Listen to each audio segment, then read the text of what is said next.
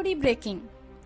ಸೊಳ್ಳೆಗಳ ಉತ್ಪತ್ತಿ ಹೆಚ್ಚಾಗುವ ಸಾಧ್ಯತೆ ಇರುವುದರಿಂದ ಸೊಳ್ಳೆಗಳ ನಿಯಂತ್ರಣಕ್ಕೆ ಹಾಗೂ ಪುರಸಭೆ ಸ್ವಚ್ಛತಾ ಸಿಬ್ಬಂದಿಯವರಿಂದ ಎಲ್ಲಾ ಕಡೆ ಬ್ಲೀಚಿಂಗ್ ಹಾಕಿಸಿ ಸೊಳ್ಳೆಗಳು ಇನ್ನಿತರೆ ಬ್ಯಾಕ್ಟೀರಿಯಾಗಳನ್ನು ನಾಶಪಡಿಸುವ ಪ್ರಯತ್ನ ನಡೆಯುತ್ತಿದ್ದು, ಚಿಕ್ಕೋಡಿ ಪಟ್ಟಣದಲ್ಲಿ ಡೆಂಗು ಮಲೇರಿಯಾ ರೋಗ ಬಾರದ ಹಾಗೆ ಮುನ್ನೆಚ್ಚರಿಕೆ ಅಂಗವಾಗಿ ಚಿಕ್ಕೋಡಿ ಪುರಸಭೆಯಿಂದ ಜನರಲ್ಲಿ ಜಾಗೃತಿ ಮೂಡಿಸುವ ಕಾರ್ಯ ನಡೆದಿದ್ದು, ಈಗ ಪಟ್ಟಣದಲ್ಲಿ TCL ಹಾಗೂ ಮೆಲಾಥಿನ್ ಮಿಶ್ರಣ ಸಿಂಪಡಿಸುವುದು ಕಾರ್ಯ ಕೂಡ ನಡೆದಿದೆ.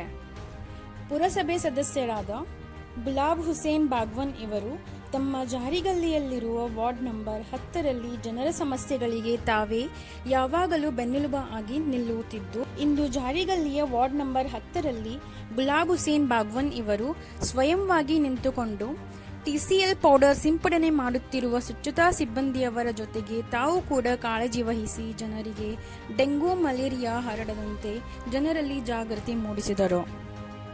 ಇದೇ ಸಂದರ್ಭದಲ್ಲಿ ಖಾದರ್ ಬೋಜ್ಗೇರ್, ಅಯಾತ್ ಶೇಖ್, ಮಲಿಕ್ ಬಾಗ್ವನ್, ಇರ್ಷಾದ್ ಬೋಜ್ಗರ್, ಇಮಾಮ್ ಮೊಕಾಶಿ, ವಸೀಂ ಜಾರಿ, ಮುನೀರ್ ಟೆಲ್ಲೆ, ಟುಮ್ಯಾ ಬಾಗ್ವನ್, ರಾಜು ಮುಜಾವರ್ ಹಾಗೂ ಸ್ವಚ್ಛತಾ ಸಿಬ್ಬಂದಿಗಳಾದ ಶೀನು ಹಾಗೂ ಸಂದೀಪ್ ರವರು ಉಪಸ್ಥಿತರಿದ್ದರು.